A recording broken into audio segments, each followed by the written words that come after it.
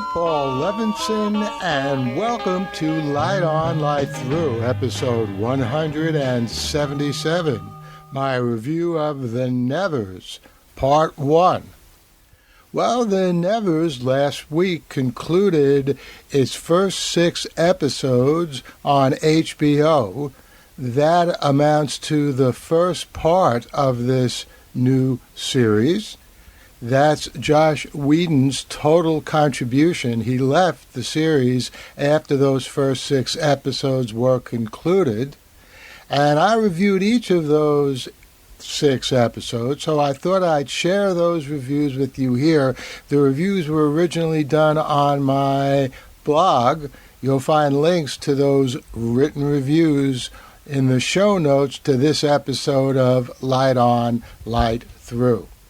So let's begin with episode 1.1 of The Nevers, which I cleverly entitled, that is my review, Never Say Never.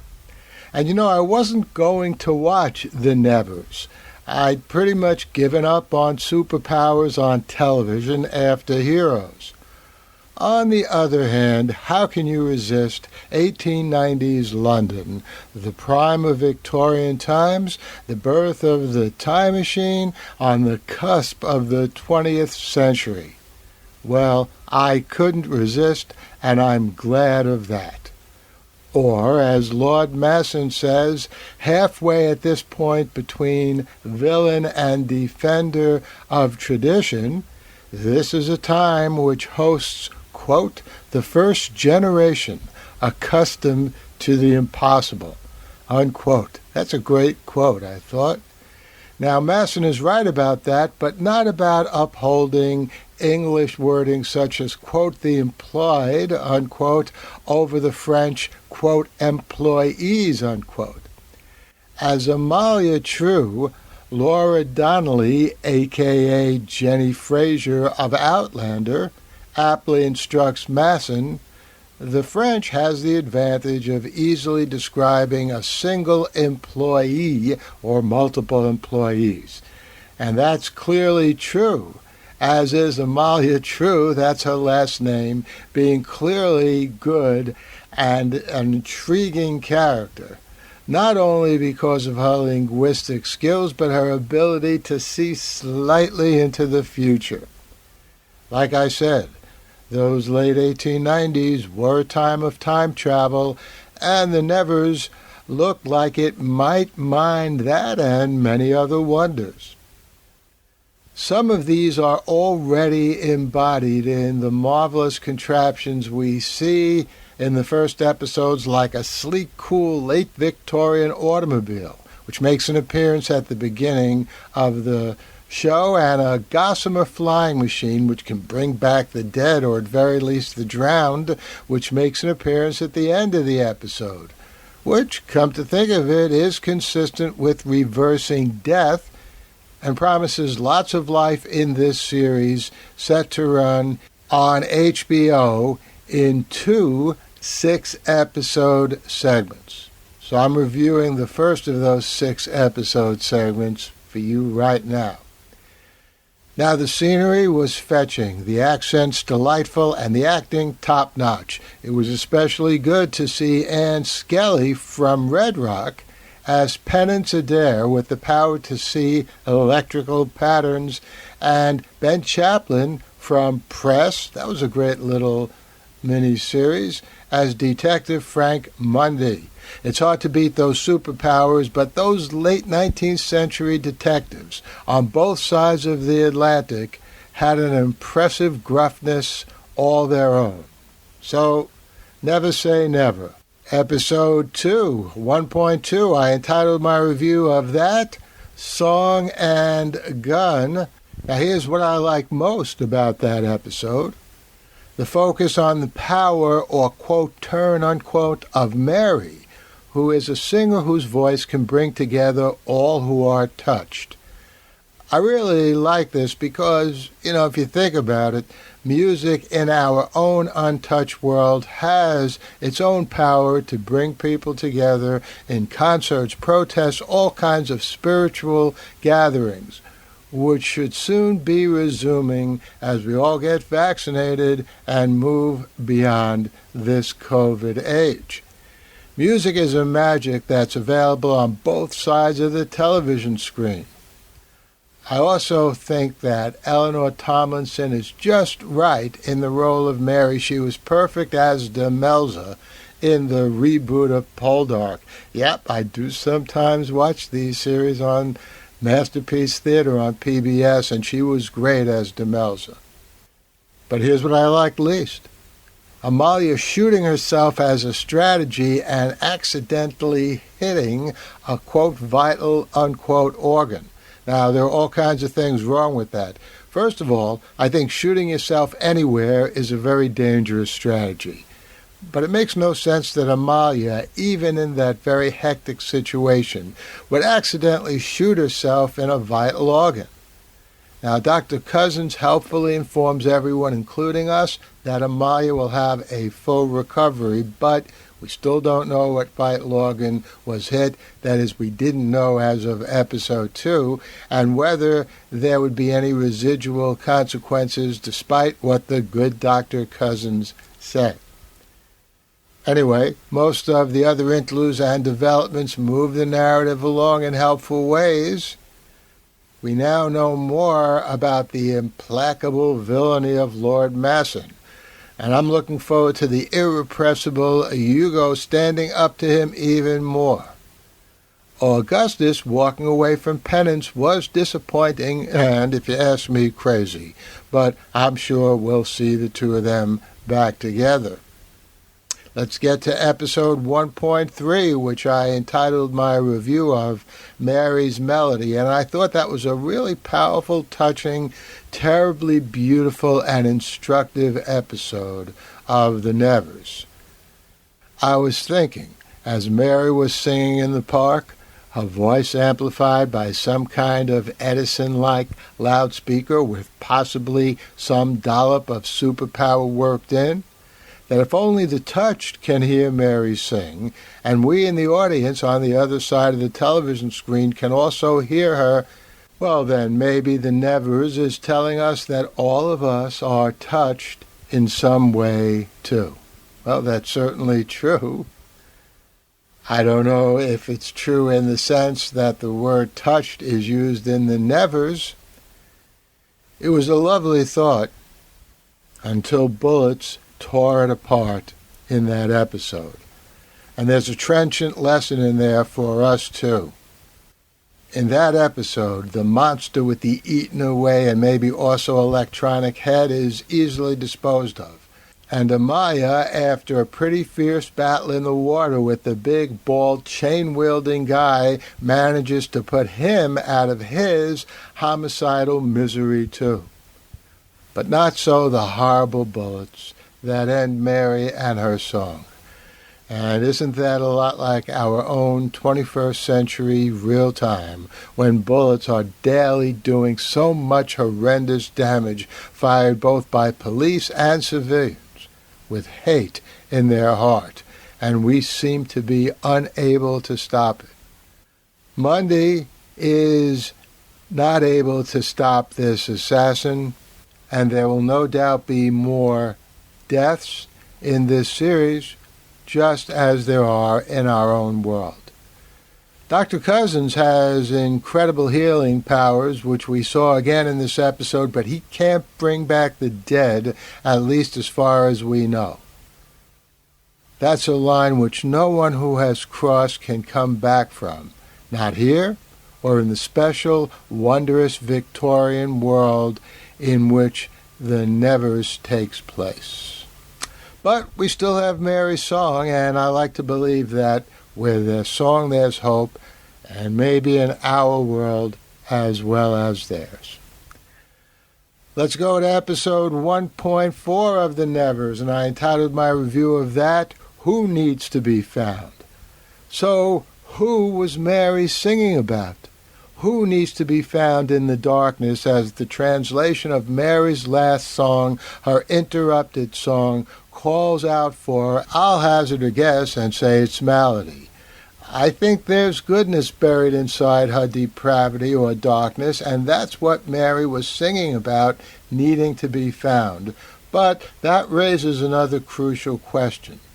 Are the Terns inherently good, unless something happens to their possessors to turn the Terns into vehicles of evil? This notion of superpower, which is basically good, unless and until perverted, is fundamental to science fantasy.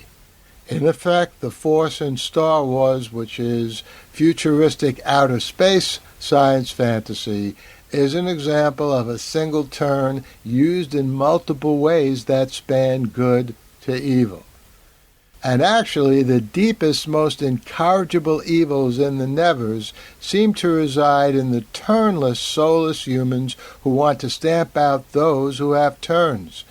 Indeed, the only really good turnless human I can think of is Mundy, and I'm expecting he may have some kind of hidden turn too that perhaps he's unaware of.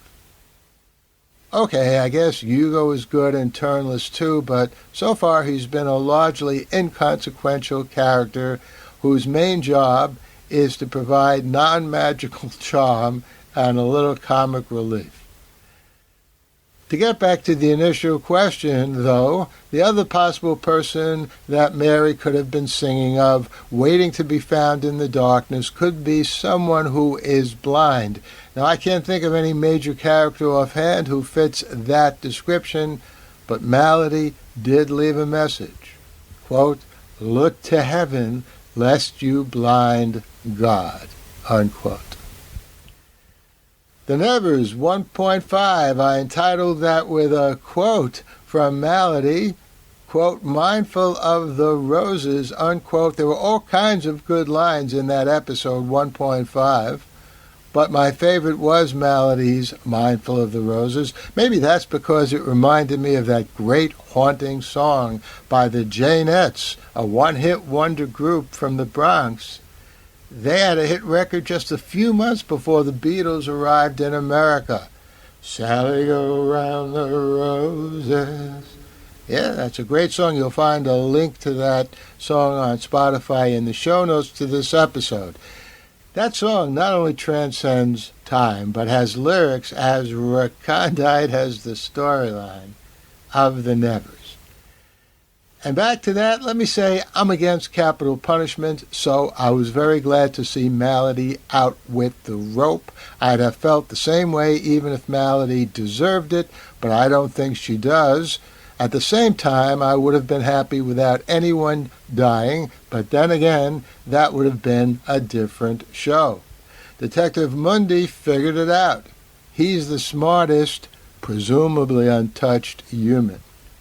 The other significant element in episode 1.5 is the Galante, or Galanthe, or however it's pronounced. I don't even know how it's spelled exactly. It sounds like gallant, but it's more than that. I'm not even sure it is gallant, but it may explain the Touched, how they came to be, why they're in London, who knows. That would be very welcome and a very big deal. Amalia wants to focus on the Galanthe and not rescue Malady. Hey, that rhymes. That might have been wise, but certainly not gallant, not gallant either. Did Amalia know that Malady had made the switch? Probably not. But you never know with these usually gallant women. I was glad to see that a majority of them joined Penance, not Amalia, on whether to rescue Malady. That was gallant indeed. Now I'll review for you the final episode of Part 1 in a minute. That's a big deal too, since, as I mentioned, Joss Whedon won't be back for the second part, which apparently hasn't even started filming yet. That apparently was due to the pandemic, Whedon's leaving, which in a sense looms over this series, that is, the pandemic and Whedon's leaving, even though it takes place in late Victorian times. There are 2 world wars and 2 pandemics ahead of that Victorian time. Would have been good had the touch been real and somehow been able to stop at least some of that future. And episode 1.6 of The Nevers I entitled Sporific Terrific. And I really enjoyed that episode 1.6. My only regret is that I won't be able to see 1.7 anytime soon, because 1.6 was the finale of the first part of the first season, and who knows when the second half will be here. And not to be too clever about that, but isn't that not knowing what's up or down or in between, for that matter, the essence of what The Nevers has been about, and what this last episode of the first part was supposed to answer, which of course it didn't, certainly not completely, but maybe it did at least a little? Yeah, I think so. Let's see. The Galanthi are an alien species in the future, possibly one being with many faces or facets, but more likely just an alien species, and they come to Earth and endow some humans via spores. See, that's where I got my sporific in the title. They come to Earth and endow some humans via spores with the magical powers we've been seeing in the first 5 episodes.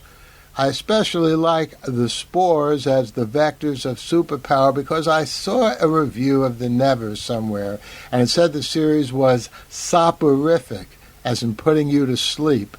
And I didn't agree with that at all, and spores as the vehicle are a good way of answering that sophomoric, soporific critique. Hey, have some tea or coffee if The Nevers is putting you to sleep.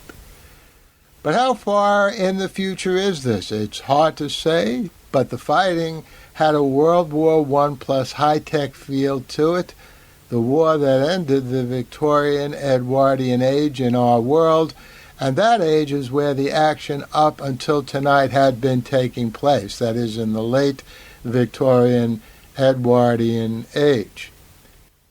In episode 6, we meet Molly, who is really Amalia, not Amelia, somewhere around there, and also someone who I think is Malady, who I still think is somehow on the side of the good, despite the apparent evidence to the contrary.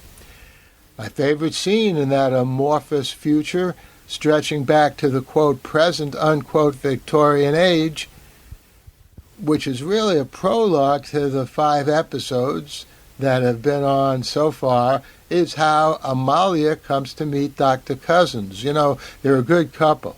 The doc takes good care of both her body and her soul. What remains to be seen in the real future of this first season, that is, the episodes to come, not the futurist prologue, is what will happen now to our band of the touched. Well, back to Joss Whedon. He's left the series, as I'm now telling you for the 3rd time. So we may never know what he intended to do with The Nevers, or might have come up with, whatever his intentions, on the day he left. But I'll be back when the new episodes hit, and I'll let you know what I think. And in the meantime, my compliments to Joss Whedon for succeeding with the very difficult combination of Victorian superpowers and aliens in the future. The Light on Light Through podcast.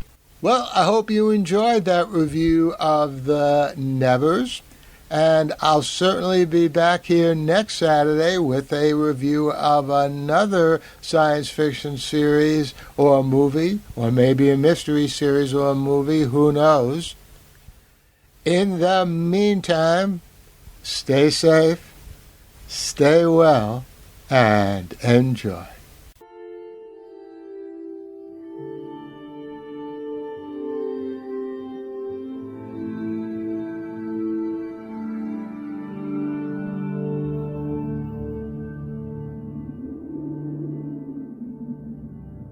Athens, 2042 AD. She ripped the paper in half, then ripped the halves, then ripped what was left again into bits and pieces of history that could have been. Sierra Waters had read once that, years ago, it was thought that men made love for the thrill, while women made love for the sense of connection it gave them.